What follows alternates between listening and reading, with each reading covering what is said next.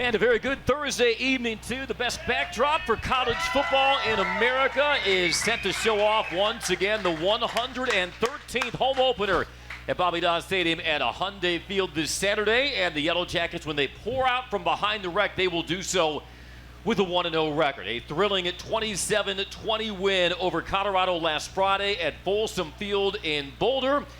And now it's on to the next task, and that would be the Gardner-Webb Running Bulldogs. Saturday, 3:30, Tomies Leather. We got a lot to talk about. We've got 60 minutes to do it, and we will do so with the head coach of your Yellow Jackets, Brent Key, on the Brent Key Coaches Show. I'm Andy Demetra. We are once again live tonight from New Round Brewing on the east side beltline of Atlanta, 550 Somerset Terrace. Great crowd of Yellow Jacket fans joining us here on the rooftop once again. We heard your voices. We felt your presence out in Boulder, and we look forward to feeling it even more this Saturday at Bobby Dodd Stadium at Hyundai Field. So on that, let's welcome in the head coach of your Yellow Jackets. Boy, between being a player and a coach and now a head coach, how many home openers does this make for you, Brent Key? But I know it still stirs all those familiar feelings in you. Brent, how are you?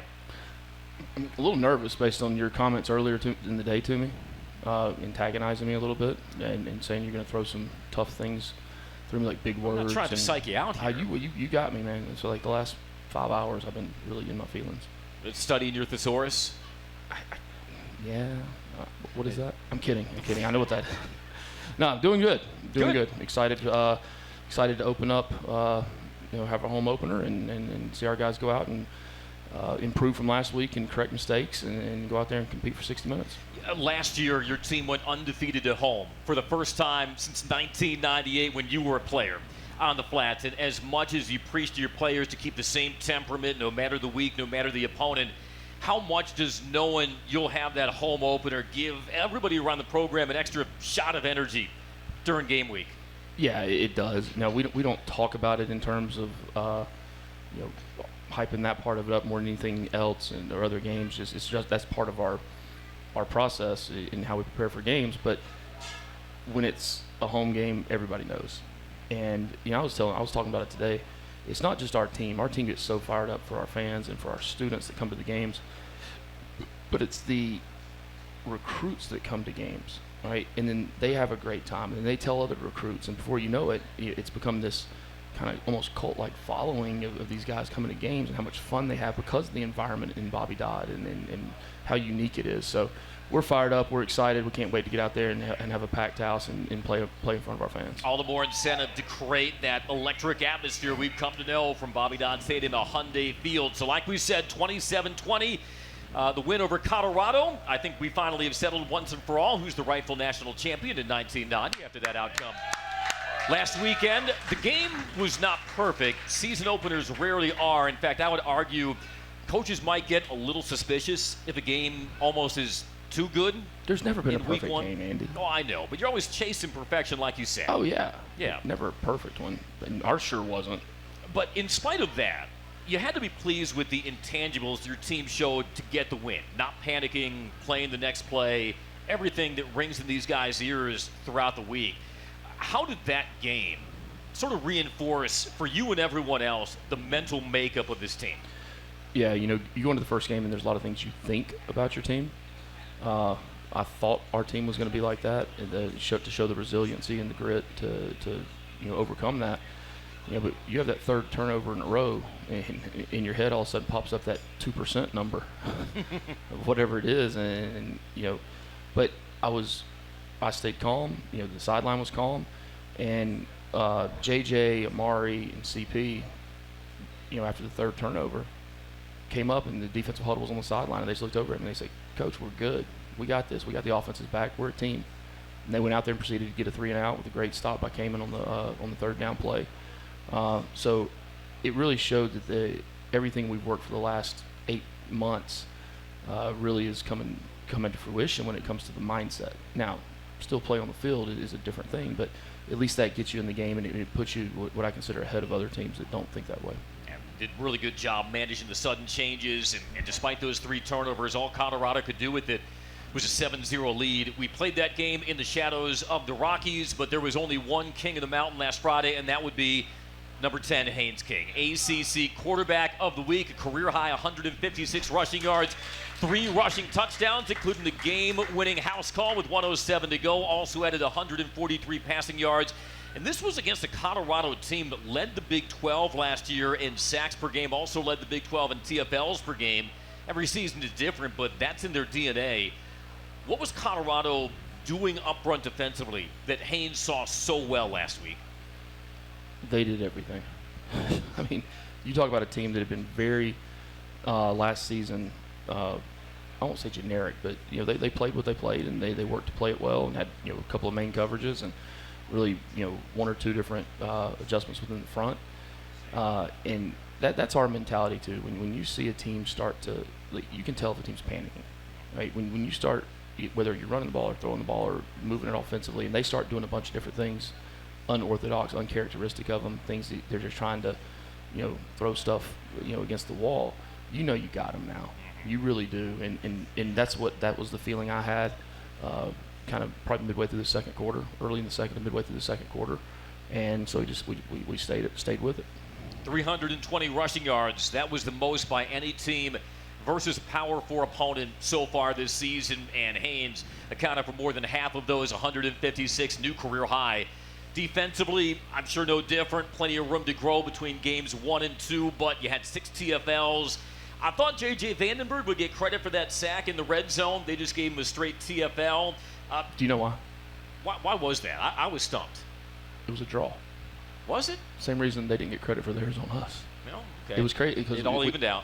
Yeah, you go back and look on Sunday, and I just thought Caden Salter saw that pocket collapsing and then tried to scramble away. It was almost identical to the one with us, or that we had on offense. I mean, you see the center releasing and going downfield, and he's about 6-7 yards downfield blocking the linebacker when it takes place. But either way, -6 yards is -6 yards. Yeah, held them to a field goal. What were some of the positives you took from the defense versus Colorado?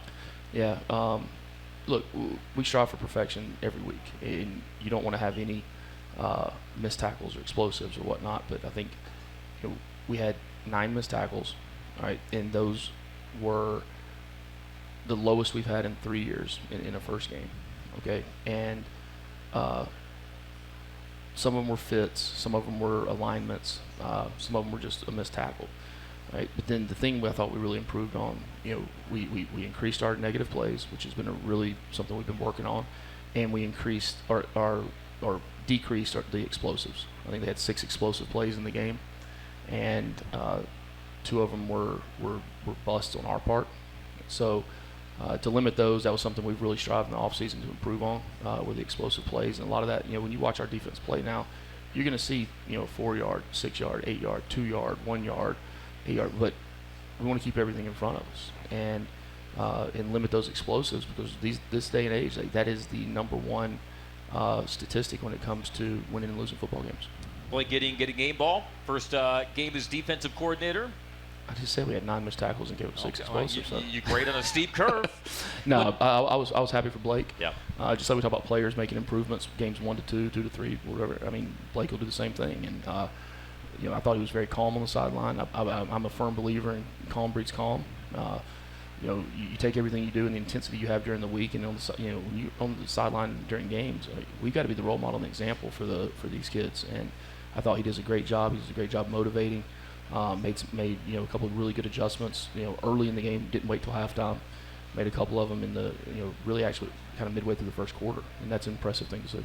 I don't know if that calmness was reciprocated by Georgia Tech fans who were watching or listening on Friday. It was a characteristic Georgia Tech nail-biter, but guess what? It was a characteristic Georgia Tech win as well. Georgia Tech 1-0 heading into the home opener Saturday, 3:30 Toby's Leather against Gardner-Webb. And thank you for correcting me. This is a Georgia Tech broadcast, so we will keep Gardner-Webb's nickname redacted for the show. All right, we'll continue the conversation with head coach Brent Key. Just getting started here at New Round Brewing on the east side beltline of Atlanta. It's the Brent Key Coaches Show, driven by Hyundai on the Georgia Tech Sports Network.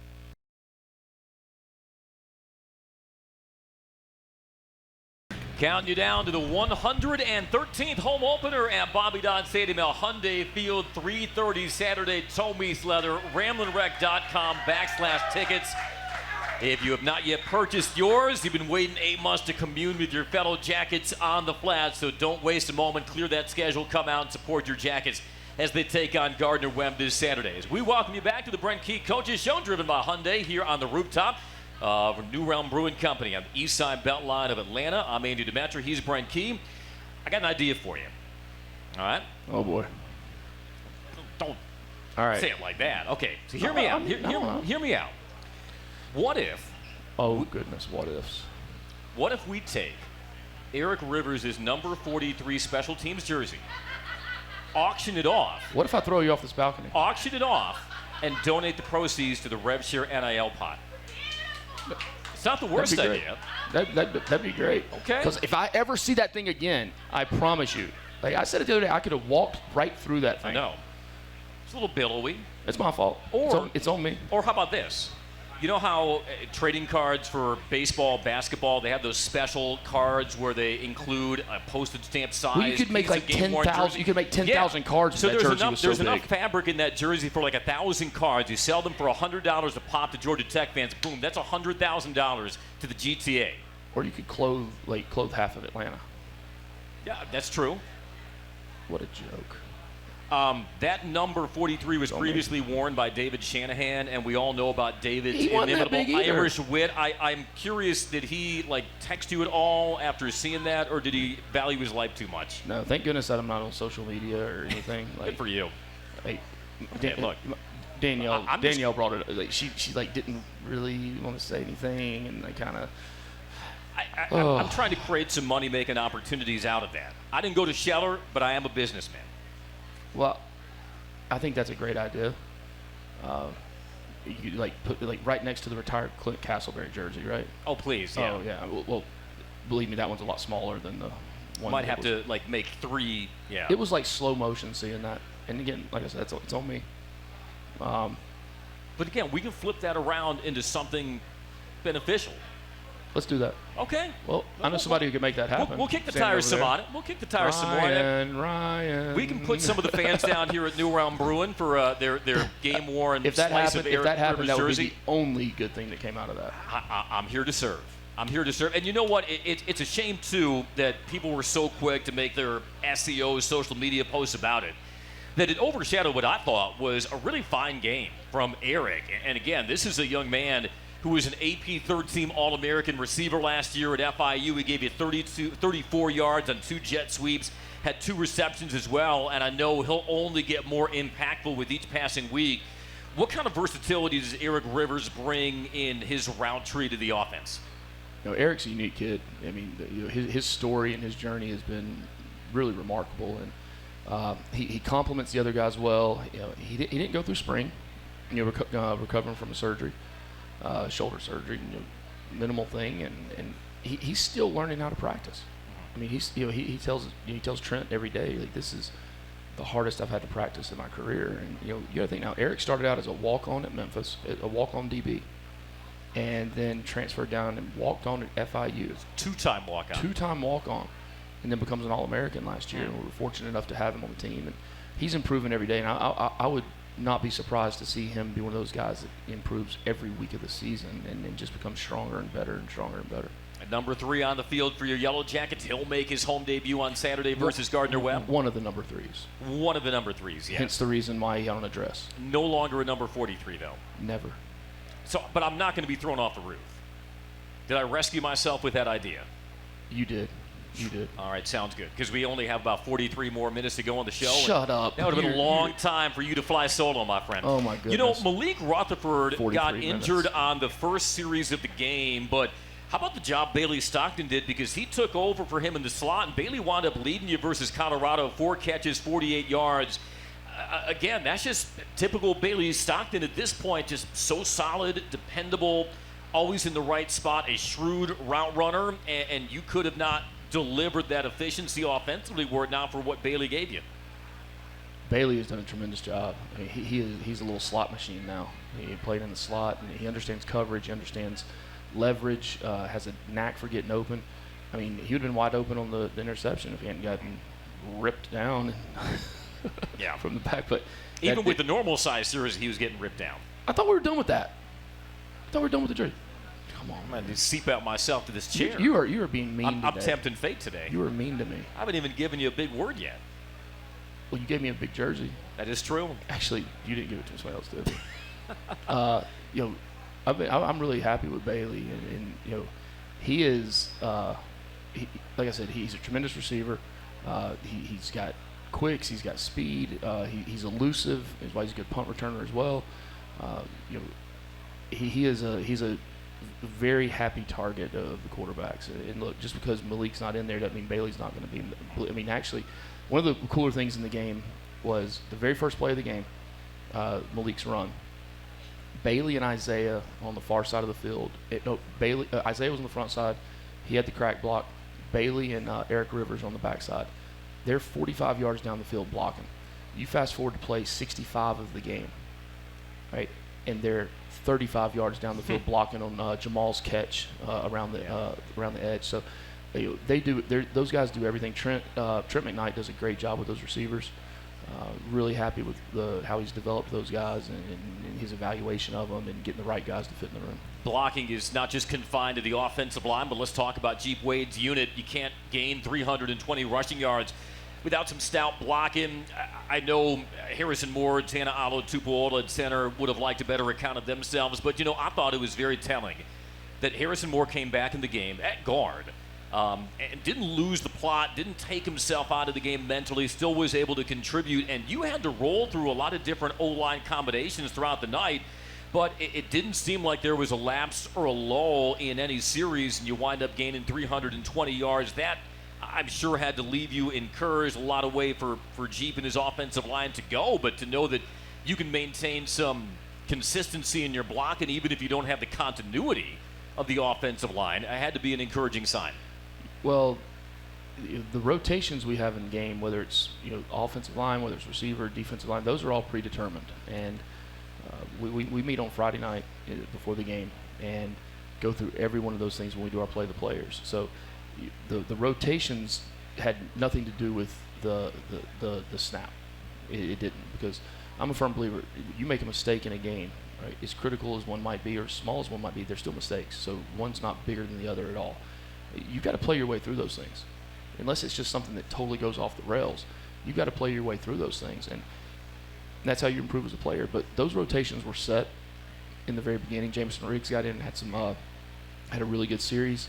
And then you look this week in practice, and those guys, like, that's Jamison's first playing time as a redshirt freshman. Well, you watch him this week in practice and how he practiced this week. Because there's some juice there now. He's been in a game. He's been in a college football game, and he shows that there is a means to the end. And we'll continue to roll guys in. Hopefully, be able to roll more and more guys in. I'd play 10 guys on the offensive line if we could, because it's going to help keep guys fresher for the entirety of the season. Yeah, and a fresh offensive line can only spell bad news for a defensive line, as Colorado experienced on Friday, and hopefully Gardner-Webb will experience in a couple of days. Again, we're counting down to the home opener at Bobby Dodd Stadium at Hyundai Field, 3:30. Tome East Leather, your Yellow Jackets, and Gardner-Webb will take another timeout. Great to be with you tonight, not only on the Georgia Tech Sports Network, but here live at New Realm Brewing on the east side Beltline of Atlanta. It's another Brent Key Coaches Show driven by Hyundai, and it continues after this on the Georgia Tech Sports Network.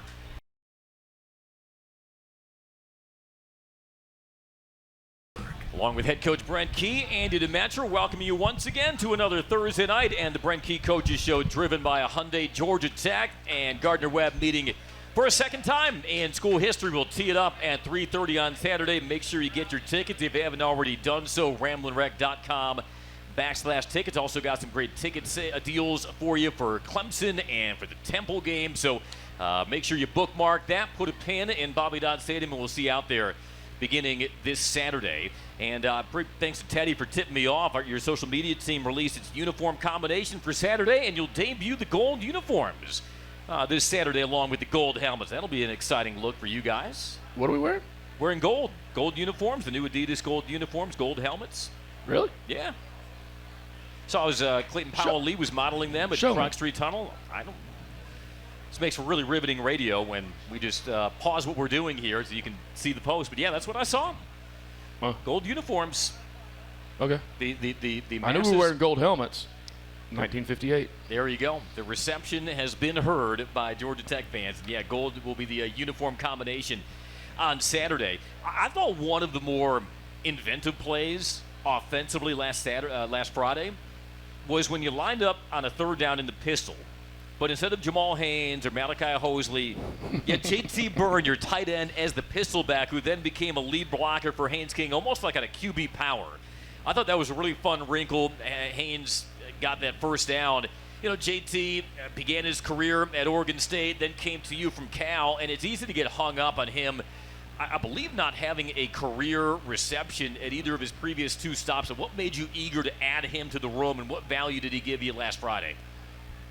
So first off, the tight end group had a really good game. They really did. We didn't throw the ball as much as we would have thought. And their time will come. Now Luke had a couple of catches, but JT is such a great kid. I mean, what made me interested in him? They evaluate the guys downstairs. Buster with the offense, Blake with the defense, and I probably see 50 to 80 guys where they've probably gone through 500. Right? He's a big body guy. He had not played a ton out there, but he played enough for us to see there was something to work with, and we needed somebody to replace Jackson, who by the way is doing really well in Buffalo. Oh, they have had glowing praise for his run blocking. And he really has. And JT stepped right in that role, and he's so appreciative of his time here, and he knows he's got 4 months left. He makes every single day count, and just his attitude on the field and his intensity and just how all in he is. He's a great representative of Georgia Tech. Josh Beetham was solid on in-line blocking. Good to see Luke Harpring make a couple of catches on that third quarter drive. It was great as well to see Brent Seither out there as well. Missed all of last season with the preseason injury. Somebody who his value is not just quantified in stats, just a solid veteran leader for you. So good to see number 80 back out there too. Yeah, it was. Brett's had a lot of adversity in the last 2 years, and we overthrow him on that 3rd and 18, but holy man, he almost made a spectacular catch on it. But it's great to see Brett out there. Like I said, he's gone through a lot. And all these kids go through things that people don't know. And I think that's when you talk to the fans and why they should come to games and why they should support the team, it's not just because they're Georgia Tech. It's because these kids give up a lot of, whether it's social, whether it's family, to play. Right? But they go through things too now. They have issues. They have problems. And they put all those things aside to go out and play football on Saturdays and work their tails off to put a great product out there for the fans. Yeah, it was a very, very trying year last year for Brett, not being able to play on the field, and then, some adversity, like you said, noted off the field. But, boy, just so great to see him back in that room. Let's go to the opposite end of the age spectrum on your roster, and a guy who got the start at defensive end for you, your true freshman Andre Fuller Jr. He had 3 tackles and a TFL in a starting role at defensive end. I forget if it was you or one of your fellow coaches who said everyone wants to play as a freshman until you play as a freshman. Yeah. How did he fill his role well? It looked like he belonged out there. Yeah, he's very mature, mentally and physically, and I thought Dre did a nice job. But he's only going to be better this week. He's only going to be better the next week because you learn so much that first time out there on the field playing. And, things are going a million miles an hour for him. And but we've got some really, really quality guys on that side at the end spot. Montre Bradford getting some downs. Christian Garrett getting downs. Braden, who's new here but has played in college. It's good to see those guys run around out there. It really was. And I'm excited to see them continue to be on the field and play more and more and more. J.J. Vandenberg earned your team defensive player of the game, had that third down TFL in the red zone, forced Colorado into a field goal. It was his only tackle. So what else did Jordan do that allowed him to grade out so high? J.J. being J.J. The coolest thing was, like I said, when he came to me and just big smile on his face that third series, he goes, "We got it, coach. We got their back. We're all good." And just the disruption that he causes. He's not going to show up statistically on there all the time, but he understands when it is time to do something. And just by nature of how we play the defensive front, he's not always going to show up in those stats. It's more driven with the linebackers and safeties to be in there and putting hats on the ball. But it's everything he does. How hard he plays, how hard he works, how much it means to him. He's been a great leader for the team. He's somebody that the young guys really look up to. He was relentless, and we probably shouldn't have been surprised because, as he astutely pointed out, he grew up in Johannesburg, South Africa, moved with his family to Metro Atlanta at age 10. But the elevation of Boulder, 5,400 feet, Johannesburg, 5,700 feet. So, of course, he wasn't affected by the altitude. But he was. He was one of the few that was, which is crazy. And I told him. Well, I mean, it's been, like 13 years since he lived in South Africa. Him and Red, they're the two that cramped. It's because they're redheads. Well, I said in the team meeting on Sunday, I said, who would have thought that Malachi would have outlasted Red? Malachi Carney, yeah. How about that? It was, no, but both of those guys, they play so hard. They play so hard every single play. They work to finish. They work to get to the ball. And then, if you watch JJ, just like after the ball snapped, like if a ball breaks through the line of scrimmage, how hard he transitions and turns and runs to the football. And, love having him on the team. He almost got Colorado's quarterback Caden Salter a couple of times on sacks. He'll be in pursuit of one this Saturday versus Gardner-Webb. I know Pro Football Focus uses its own grading system and metrics. The highest Pro Football Focus defensive grade they gave to Georgia Tech last week was to Daquan White, your Eastern Michigan transfer, Lilburn guy. What did he contribute positively versus Colorado? Yeah, well, he had limited reps out there, but limited reps are big reps, because people say like, oh, there's only 3 to 4 plays or 5 to 6 plays in the game that make the difference. No, every play makes the difference. Every single player out there, he got his hand on the ball, did a good job in coverage, and he's been a good addition. He had a lot of burn last year as a freshman, and has continued that. We're really working, and we have worked to increase the depth and the ability in that back end. Colorado's wide receivers only had 8 combined catches versus you. Their tight ends and running backs had more catches. So it seemed like the DBs did their job in their man coverage against the wide receivers. They could just never consistently develop routes. Overall, how do you think the pass coverage was versus Colorado? Yeah, we had a couple of miscommunication busts that cost a big play, but that's the nature of really on the back end, which I've talked about, the different variations of the zone coverages and the guys in different spots. And if a quarterback's not used to seeing those different holes in the zone, and especially the way we've changed them up, which to the naked eye is hard to see, but the way we change those things up, they got a lot of the little spot routes and stop routes underneath coverage, but we were able to rally to the ball and tackle it for a shorter gain. So and that's the whole name of the game. Now we have the ability to play man coverage. We have the ability to play blitz coverage, the ability to play zone, and that's what you have to do. You have to constantly keep that quarterback guessing, because it's a chess match the entire game. Caden Salter of Colorado is not the only dual-threat quarterback you'll face this season. Missed on some shot plays, I know, but he was contained on others. Against that profile of a quarterback, overall, how do you think your defense did? I mean, it's like everything. We've got a lot of work to do, right? We won a football game, so everyone's excited. Everyone, did well, but you have to look at those games. You have to look at games critical, right? And I'll walk in, I'm like, hey, flip the score upside down. Now let's look at the game. Flip it upside down. Let's look at the game. And if you want to get better as a team, then you have to be ultra critical of yourself. You have to have awareness, and you have to take the coaching. That's the big thing. And our team does that. They understand that. It's been a pleasure to see their growth in that part of the game. It feels like between week 1 and week 2, coaches love that. Maybe less so if they're coming off, a humiliating loss, but like just the pure teaching aspect of coaching and correcting.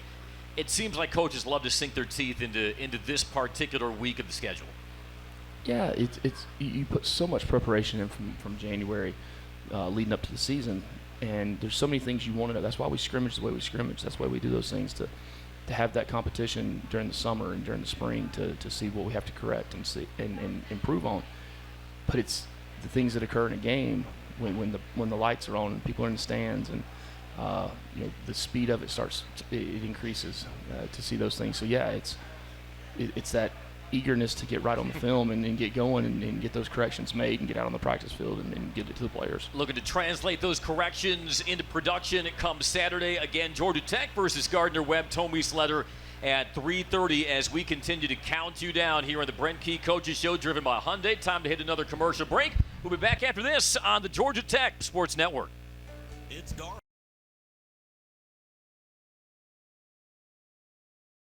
Love having you with us at New Realm Brewing up on the rooftop on the east side Beltline of Atlanta, 550 Somerset Terrace. Make sure to stick around. The Good Word with Chris Mooneyham and Justin Hanover follows our program on our flagship station, 680 The Fan, 93.7 FM from 7 to 8 o'clock. Got great deals here on our Ale of an Engineer, Hell of Vienna Lager at New Realm. Any more incentive to get you out and support the Yellow Jackets and support head coach Brent Keane. We'll see you all back at Bobby Dodd Stadium at Hyundai Field on Saturday. Coming off Tech's first undefeated home schedule in 25 years, back at it, beginning with the Gardner-Webb run-in redacteds at 3:30. Our network airtime at 1:30. I enjoyed, you had your press conference today. You brought along a couple of your former players who are still involved in the program, and Chase Lane and LaMiles Brooks. Good to see them again. Yeah. Explain what they're doing now in the program. So we do a during summer camp we do it's an internship program basically where we have, whether it's former players here, I mean, you know, guys that have played for me at Alabama, last year did it, and they have 4 weeks where they get a piece of everything in the program, and they, you know, it's operations, it's recruiting, it's personnel, it's scouting, it's, you know, the offense, defense, special teams, and to really see if it's what they want to do, and then if they really do, and they do a great job at it, you know, we'll work to transition them into like an intern type role. And then if they do well with that over the course of a year, well, Chase and Miles started out really doing that in January. And you never know. I mean, I started out as a GA right out of school and then went and worked in real estate for a year and a half. Like, I didn't know. And you want to find out if this is really what they want to do in the career path they want to be on. And those guys have been outstanding. I mean, they've got such great personalities. You know, they've got great rapport with the players, with the coaches, with the recruits. You know, Chase, I said it there today, you know, Chase gets invited, as a free agent, goes up to New York to the Giants. Might be the first player in the history of, at least the first player I've ever heard of, that goes to a rookie mini camp and gets offered a job in personnel with the New York Giants. And so he went back up there. He interned in the summer for him and did a great job, but told him, he's like, I appreciate it, but I want to go back and be back at Georgia Tech. And doesn't that say something, though, for somebody that started out at another school, came here for a couple of years, and is so just in the fabric of who we are that he wanted to be here as opposed to being at the New York Giants. And Miles, too. I think Chase wants to work a little bit more the administrative side. His father's the president. He's the chancellor of Southern Illinois, yeah. And the salary cap, that side of it, where Miles is really gravitating more towards like the player development, what AP does, and the relationships and that with the players. Is he back to Miles Brooks now? He is to me. He's never changed to LaMiles. Okay. Yeah, I mean, he was LaMiles, and every fan knew him as LaMiles, but his birth certificate name is Miles. I started recruiting him in 9th grade. Came to camp at Alabama in 9th grade from Trinity High School in Jacksonville, Florida. He was Miles. He's still Miles. Well, so he told me that one of his teammates, I think when he was a sophomore, started playfully calling him LaMiles. And then he liked it, began adopting it, changing to social media, and everybody knew him as LaMiles. Andy? Yeah. Brent? LaMiles is his nom de guerre, as it were. I knew you were going to do something. There you go. You need the translation? No, I don't even want to. It's a pseudonym for somebody engaged in war or combat. It's from France. Nom de guerre. I do not have a nom de guerre in broadcasting. What are we, like 35 or 40 every time we've done this How now? How far down are we from the roof here? Because I'm worried about myself making it. If I knew any big words, I would say one. How far we are. I'll give you a Roger Thesaurus. Stop. We'll really have a party. You know what? LaMiles Brooks, he started 29 games for you. That's not an easy role to fill. Omar Daniels is now manning that other safety spot. Omar led you guys in tackles against Colorado, 5, all of them solos. And I think it's criminally underrated how good of an open field tackler Omar Daniels is. He made some splash plays against Colorado, and that's just something we've seen more and more of out of your redshirt senior. Where do you see his progress coming where now you feel like he can help anchor that back end with Clayton Powell-Lee? Well, just the maturity he has and the time in the program and in confidence. He got a lot of playing time last year. And we had started him at nickel and then moved him to safety, and he's really found a home there. And the ability to come down and make a tackle in space is such an underrated quality to have. I mean, that is not an easy thing to do, especially in early games, and you don't have a lot of film on guys and know how they move and react. But just that confidence, I think, that he built last year and carried over throughout the entire offseason, and had a really, really good offseason, really good summer, and he's continued to do that. He's been a great example for the young kids. Another one of those South Georgia thumpers, right? He is. Moultrie, Georgia, Colquitt County High School. Something about those guys down there now. That's probably why he would tell you such a good open field tackler, because I'm a Sawega guy. Well, we have made a huge, huge emphasis on recruiting South Georgia. I feel like it's such an under-recruited area of the country. A lot of people from all over the country fly into Atlanta, and they'll go 30, 40 miles outside of here, which this is our home in Atlanta and in the state of Georgia. But South Georgia is we're really working to make a lot of inroads in, and we've got some good guys, really good players on the team from down there. Charlie Thomas is another lay down and stay down hitter for you out of South Georgia. Looks like the spiritual heir is Omar Daniels for you. Friday's game was also the Georgia Tech debut of your running back Malachi Hosley, guy from Columbus, began his first 2 years at Penn. He was Ivy League Player of the Year last year and ranked 4th nationally in the FCS in rushing. It seemed like he maximized his carries, gave you 47 rushing yards on 7 carries, had a 24-yard reception. How did that game give a snapshot to Georgia Tech fans of who Malachi can be for you this year? Well, it was exactly that. He's someone who's going to get a lot of playing time. And is there not a better type of transfer to come to Georgia Tech than a guy from the state of Georgia who goes to the Ivy Leagues, is a player of the year in the Ivy Leagues, and then comes back home for us? So, and he is a great fit here. He just, super smart. Football means so much to him. He's a great combination of both, and the sky's the limit for him. And I think he's another one that's going to get better and better and better. I mean, it took him several months to really get into shape, and then he got banged up in the spring and missed a good amount of time, and now he's starting to really get in his groove. I wrote about Malachi for my Inside the Chart column. It's posted now on RamblinWreck.com. You'll hear from Malachi on our pregame radio coverage on Saturday. You know who is also a former Penn football player who found his way to Georgia Tech? John Heisman. He also played 2 years at Penn. I should have known that. Yeah. So there you go. There's the pipeline. John Heisman, Malachi Hosley. Malachi Hosley, Heisman. Yeah. You can strike the Hosley pose. By the way, very few people recognize We're going this. off the rails. It's that time of the hour. Very few people know this, but John Heisman began his playing career at Brown and then switched to Penn because he couldn't study law at Brown, so he moved over to Penn. So for all the hand-wringing from some corners about, the transfer epidemic and this and that, John Heisman was a transfer. 3-time? 2-time? Just 2-time. 2-time. Yeah. Wow. Yeah, so one of the most canonical figures in college football. Oh, he was a transfer as well. Would you stop with these big words? I'm just emptying out the chamber right now. Just spraying out some big words here to take us to the top of the hour. Yeah, so John Heisman played at Penn. He was a transfer. Malachi Hosley played at Penn. He's a transfer. I think that white and gold will suit him well. You'll see him on the walk down Yellow Jacket Alley and walking into Bobby Dodd Stadium. Lo and behold, he will pass by the John Heisman statue as he makes his home debut for Georgia Tech, and I know you'll give him a fitting welcome at 3:30 on Saturday. We'll take our final timeout. We'll delve a little more into the scouting report of Gardner-Webb themselves, coming off a big road win in their season opener last Saturday. That's in the final segment of the Brent Key Coaches Show, driven by Hyundai. One last time out. Back with you for more on the Georgia Tech Sports Network.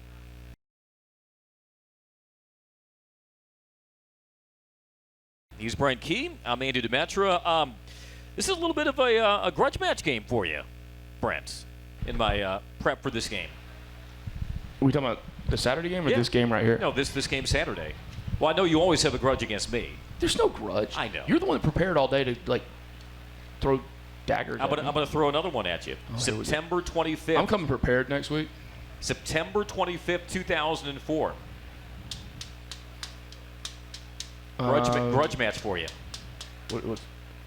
That was when you were at Western Carolina. Tight ends, running backs coach. You played Gardner-Webb in Boiling Springs.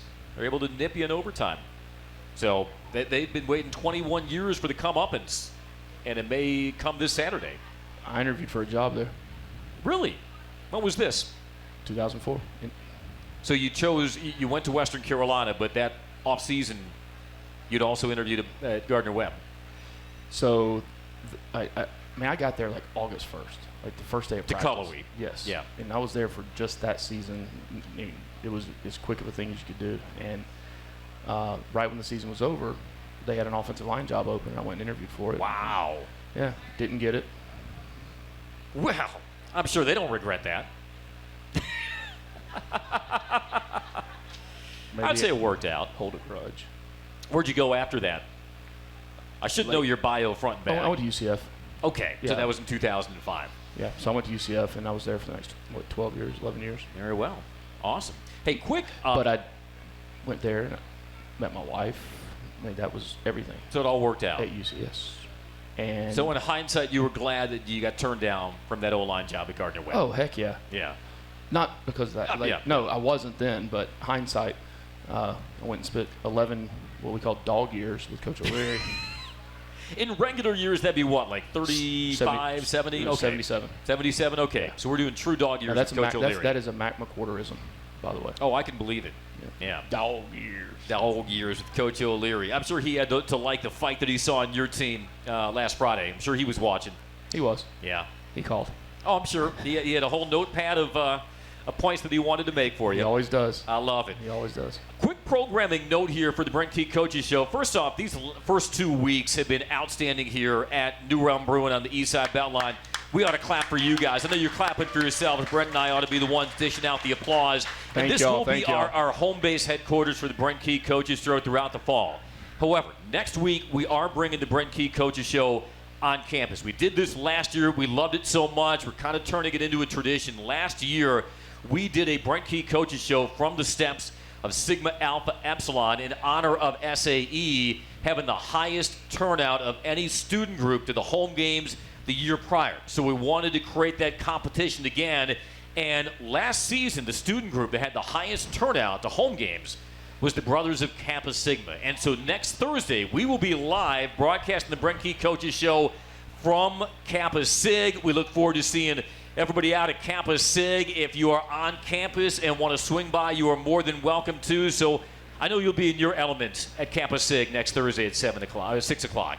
That's pretty cool. I know, right? That's a lot of fun. They will be rolling out the gold carpet for you, and we will as well. But this has been so much fun. Hopefully everybody here comes. Hopefully the whole campus comes. I mean, look, you can hop in that time machine, turn back the clock, and feel like you're back on campus at Georgia Tech with the fraternity pledges of Kappa Sig. I'm sure they'd be more than happy to welcome you in. And on that, we got to wrap up this week's edition of the Brent Key Coaches Show. We'll talk to you again at 3:30 on Saturday for the home opener versus Gardner-Webb. Brent, we appreciate it. Thanks so much. We're done?